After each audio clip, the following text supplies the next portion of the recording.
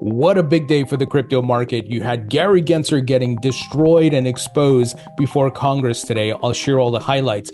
And China is about to do massive economic stimulus, which is going to drive up global liquidity, which is great for Bitcoin, crypto, and risk assets.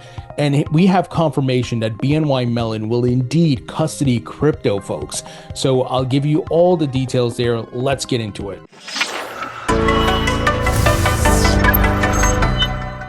Hey everybody, welcome into the Thinking Crypto podcast, your home for cryptocurrency news and interviews. I'm your host, Tony Edward. On your way in, please hit that subscribe button as well as a thumbs up button and leave a comment below. If you're listening on a podcast platform such as Spotify or Apple, please leave a 5-star rating and review. Folks, let's start by taking a look at the DXY because I have something very good to show you here. The DXY on the daily chart has broken below the 200-week moving average. Very bullish. Remember, there's an inverse correlation between the DXY, the dollar currency index, and risk assets such as the stock market, Bitcoin, and crypto, and so forth.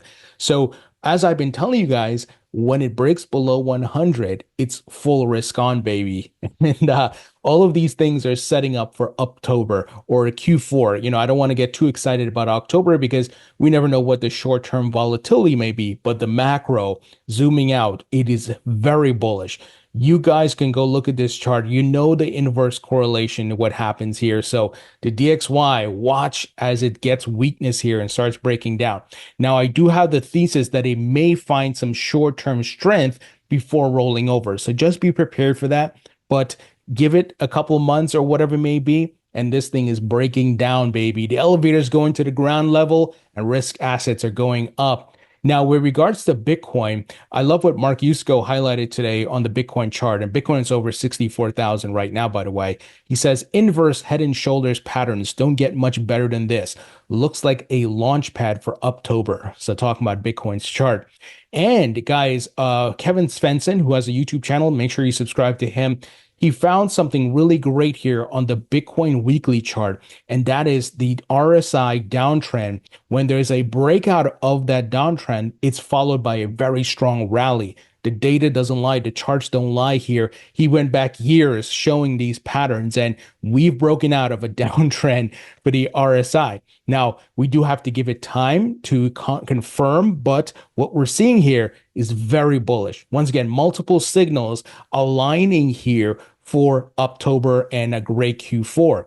Now, here's the big news, in my opinion, of the day, which I know it's not specific to crypto, but it's what we've been talking about, the rise in global liquidity. We know assets are highly correlated to global liquidity, right? There's more money in the system and the more valuation these assets have. We've seen that time and time again. The data proves it. It's even proven by people outside of crypto, macro investors and who invest in stocks and so forth.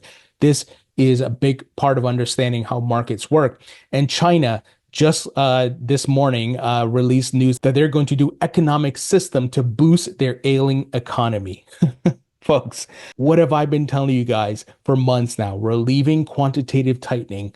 They're going to pause their rate hikes, and then they're going to start cutting, and then they're going to go back to quantitative easing, because if you cut the rates, you have to service the debt. And how do you do that? They print money. That is the fiat system. I didn't create it. I'm just telling you how it works.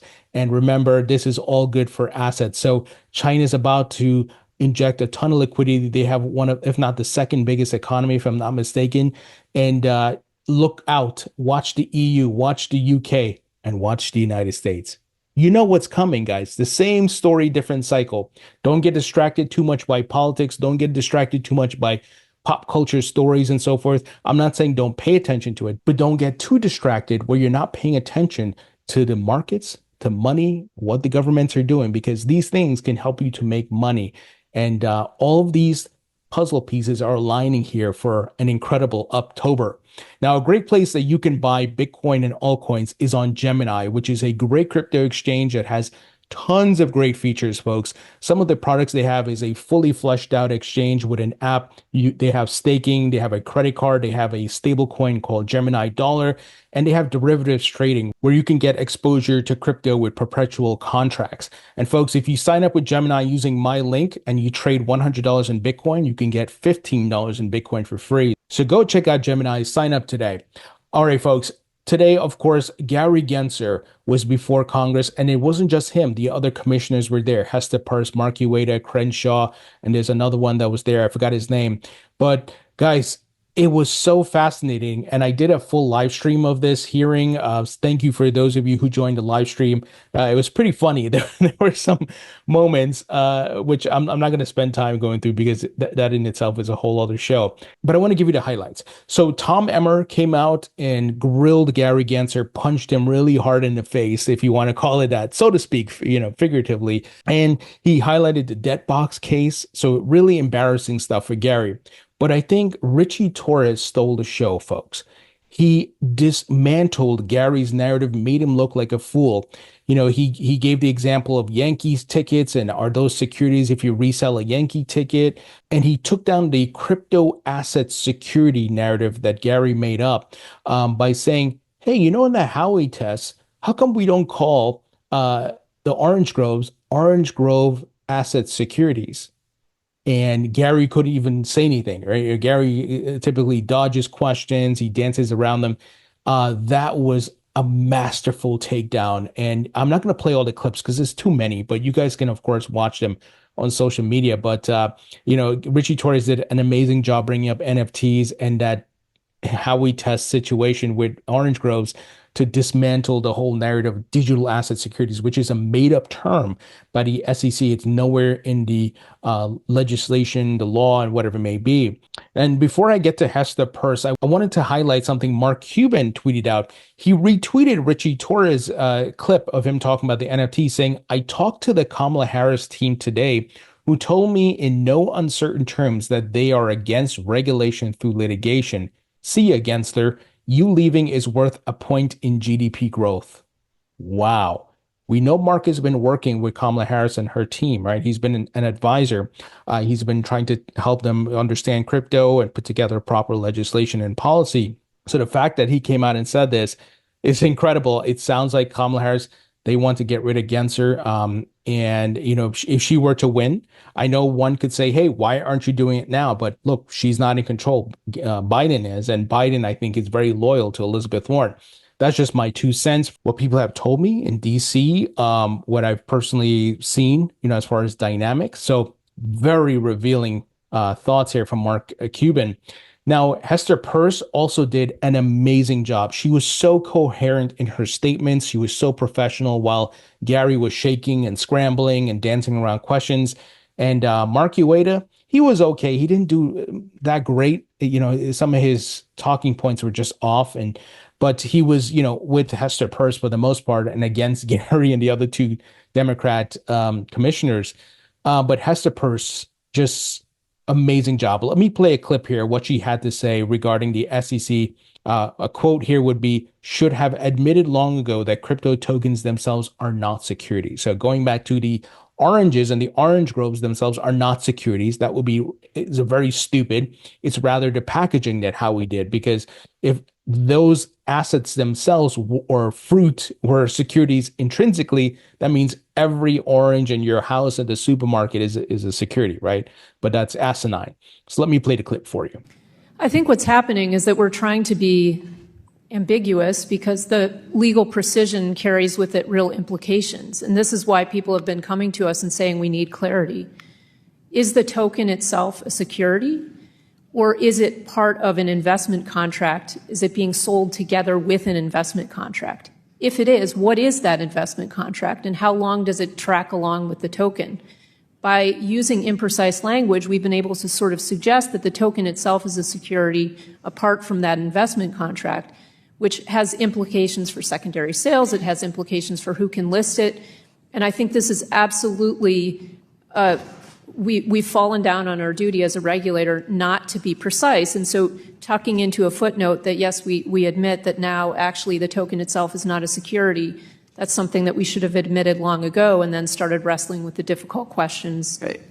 Well done, right? She articulated herself well. It was just so good. I give her so much kudos. I've had Hester on the podcast maybe about 3 times. I'm going to try to get her back on, but she did such a masterful job. And I'm not saying that to hype her up or anything, but I just thought, watching that whole hearing, she should be the SEC chair, right? She was so clear and concise and telling the facts and so forth.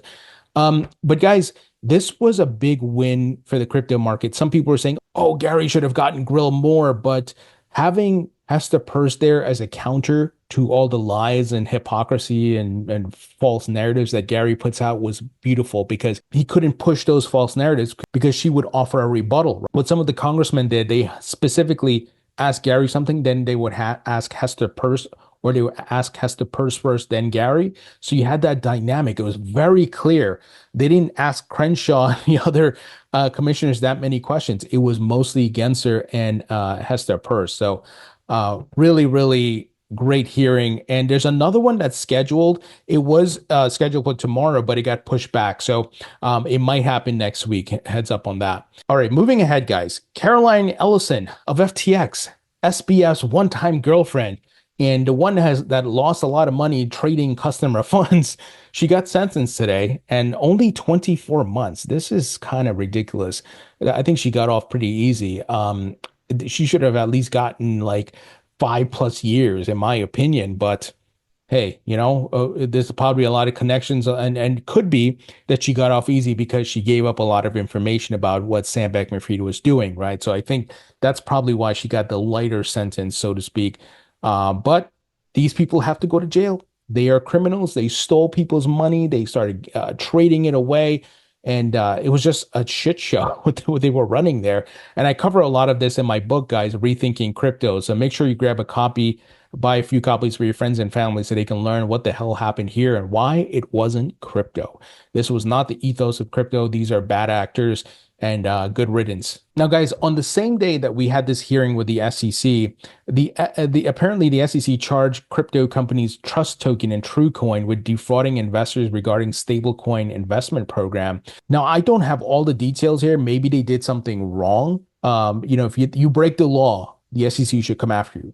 Now, that's very different from entrepreneurs who are trying to do good things and just want clarity, who go into the SEC saying, hey, help us, right? We want to know what we're doing and blah, blah, blah. And then they get sued and get stabbed in the back, right?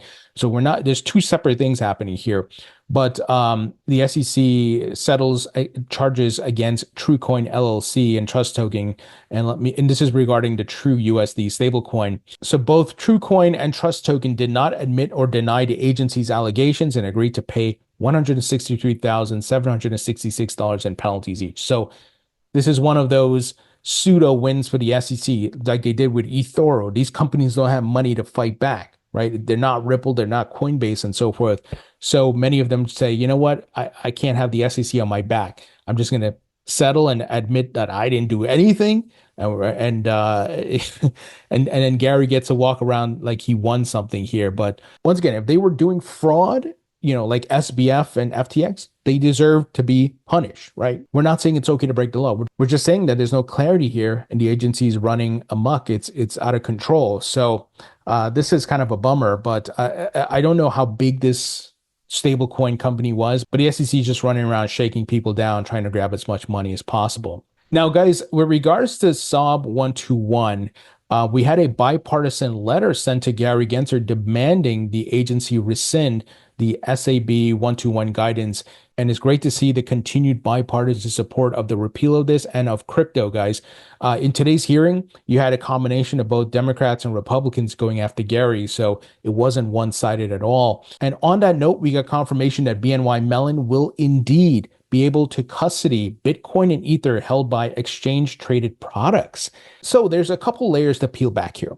One, from a macro adoption standpoint, my goodness, this is so bullish. This is America's oldest bank. The largest custodian in the world will now be able to hold Bitcoin and Ether. And obviously, this is the tip of the iceberg. Eventually, all the other banks will be able to do this when SOB 121 is repealed, and they will move to other altcoins. We know how it starts, right? I have often told you guys Bitcoin's the doorway, and then Ether, and then the other altcoins.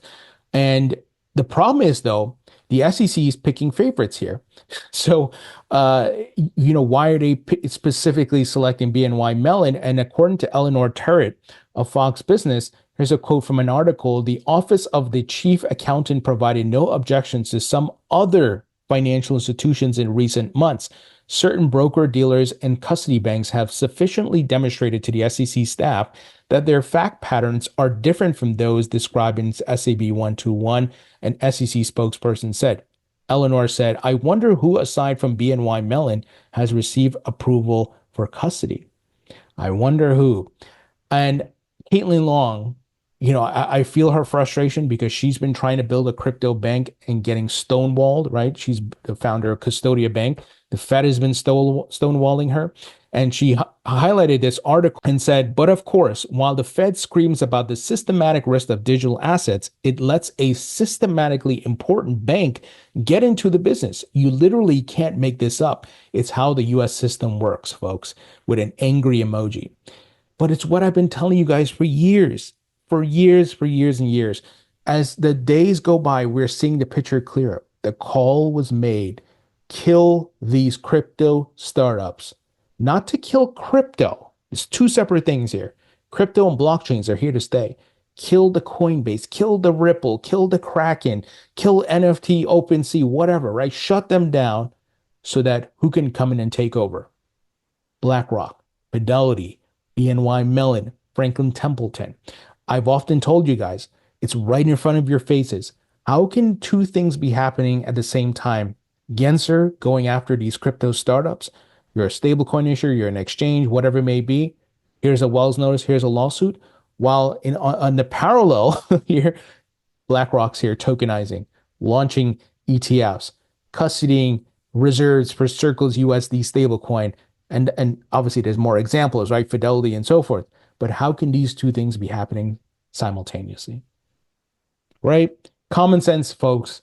It's clear the fix is in. The incumbents are going to pull their political and campaign donation strings, right? Make the call, but it sucks that this is how it works. And you would think a neutral agency, supposed to be neutral, the SEC would not be involved, but of course they're involved. Gary Gensler's a puppet, like I've been telling you guys.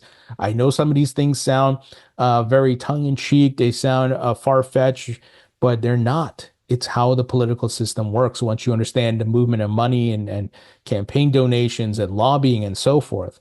Now, the good thing is the crypto industry finally woke up and said, oh, okay, that's how it works. Here's 200 million going into the election. So crypto industry is going to fight back, is fighting back, I should say. So guys, this is the game. But as I've often said, disruptive technology always wins. And these big institutions are capitulating. They tried to tell you it was a scam. They tried to tell you it was a fad. They tried to tell you you're going to lose all your money, right? Look at all the quotes from Jamie Dimon. Look at Larry Fink going back to 2017. It's an index of money laundering. Now, oh, buy my ETF, guys. Buy my ETF. Here it is, right? and they got $20 billion into that ETF. This is what's happening. So this is why you don't pay attention to headlines. You don't watch Jim Cramer on TV. You go do the research yourself. Go look at the SEC filings. Go look at the investment statements. Go look at the actions, right? Watch what they do, not what they say. But guys, crypto is here to stay. I'm glad I've taken a position in the low. I'm glad I'm not part of the dumb money crowd herd, but I'm on the smart money side taking my position. And we know where this is headed. Look at the infrastructure that's being set up. So get ready. Amazing times are ahead. So that's the news, folks. Let me know what you think about the hearing today with Gary Gensler and everything that took place. It was pretty crazy, but I think ultimately a win with all the exposing that was done, having Hester Peirce and the other commissioners there to balance things out. Guys, don't forget to sign up for my free email newsletter. As mentioned earlier, it's 100% free. Also, be sure to grab a copy of my book. If you bought a copy already, please leave a rating and review on Amazon. Guys, it would really help me out. Thank you so much. I appreciate you all, and I'll talk to you all later.